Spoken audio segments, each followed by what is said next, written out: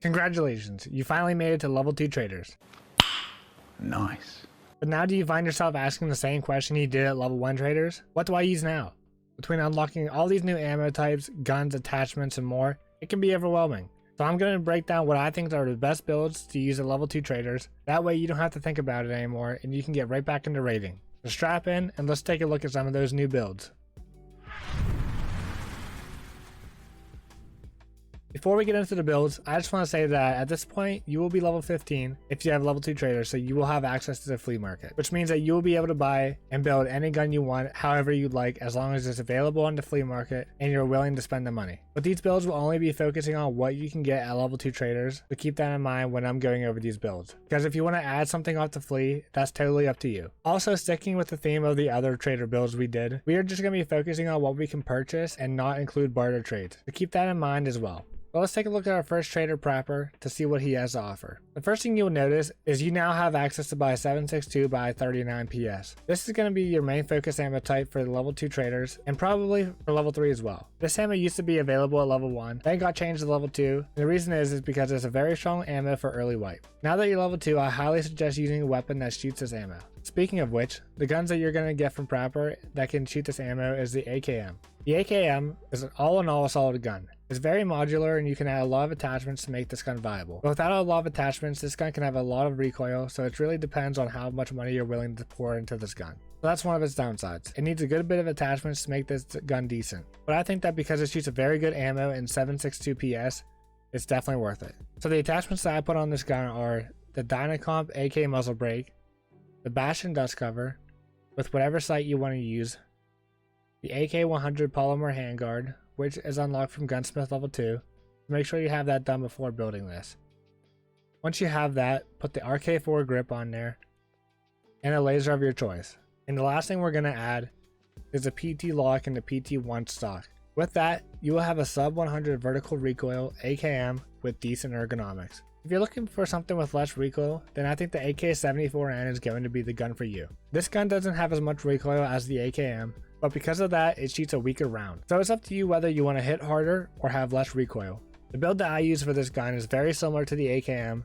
The only difference is we're going to be changing the muzzle brake from the Dynacomp to the Zenit ETK1 compensator. With this, you will have a 66 recoil and a 57 ergo AK-74N, which is crazy good for level 2 traders. Now moving on to Peacekeeper. Peacekeeper is home of some of the best guns in the game. At level 2, he has arguably the best level 2 options out there. The one that you're all familiar with is the UMP. This gun is very low in recoil, and because of that, a lot of players tend to lean towards this gun very early on in a wipe. That's not even the best part. When you get this gun from Peacekeeper, it comes with all the rails already on it, meaning you just have to buy the gun and put whatever attachments you want on it and you're good to go. The best build for using level 2 attachments are the UMP suppressor, whichever sight you want to use, and whichever flashlight you want to use, and the RK4 grip. With all of that, you're good to go. The UMP doesn't take much, and that's why it's everyone's favorite. Now, we already knew that the UMP was going to be on this list, but one thing you probably didn't expect to see is the G36. Now, I know there are probably some mixed opinions about the G36, because it's really not that great of a gun, but in my opinion, this gun is great for early to mid-wipe. Let me explain. Similar to the UMP, when you buy this gun, there is very little you need to do to make it viable. Just add a couple of attachments and you're good to go.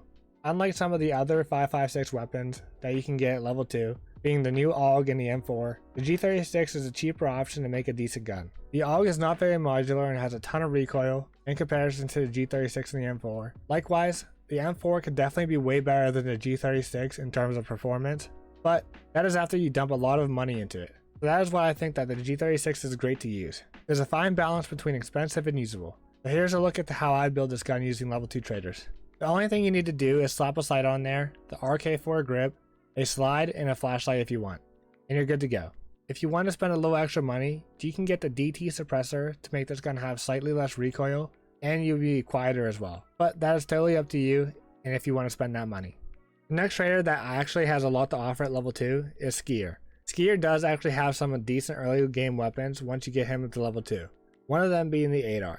Yes, the 8R, which used to be available at level 1, has now moved to level 2. If the other 5.56 weapons don't suit you well, because maybe you like to use weapons that are single fire, like DMRs, then the 8R should be something you should consider at level 2. Because it's semi-automatic, you don't need to worry about recoil and you can pretty much throw whatever you want on it. Also, this gun does shoot 5.56 ammo, so you can actually have easy access to decent ammo at level 2. Personally, I don't add much to the ADAR because it doesn't need it, so I would use something like this. Just use the MK12 gas block to get rid of the annoying front sight from blocking your vision, and then I would slap a sight of your choice and you're good to go.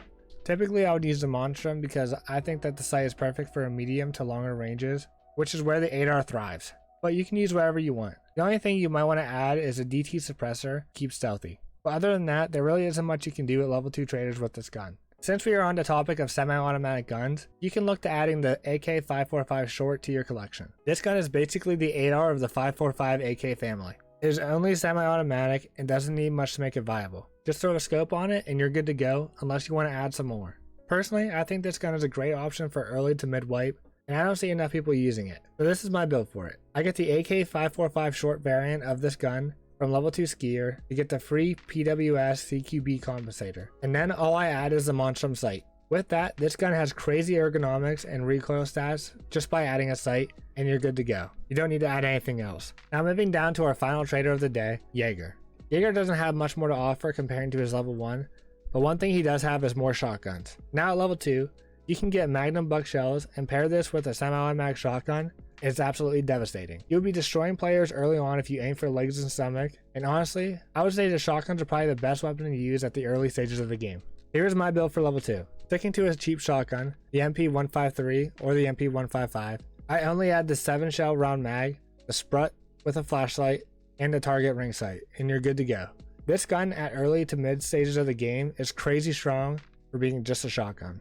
Now I did say that Jaeger was going to be my last trader to talk about today, and that's because Mechanic doesn't have much to offer in terms of weapons. That can be purchased, but he does make up for it with his attachments. So I wouldn't worry too much about him, and I would focus on the other traders and what they have to offer. But Mechanic does serve his purpose when you are looking for attachments to add to your weapons. So with that being said, that sums up my builds and recommendations for level 2 traders. I hope that this video was helpful and gives you some ideas of some weapons that you might consider using. Thank you all for watching, and if you are enjoying my content, please leave a like and consider subscribing because there will be more Tarkov videos in the future. Thank you again if you made it this far, and I will see you in the next one. Peace out.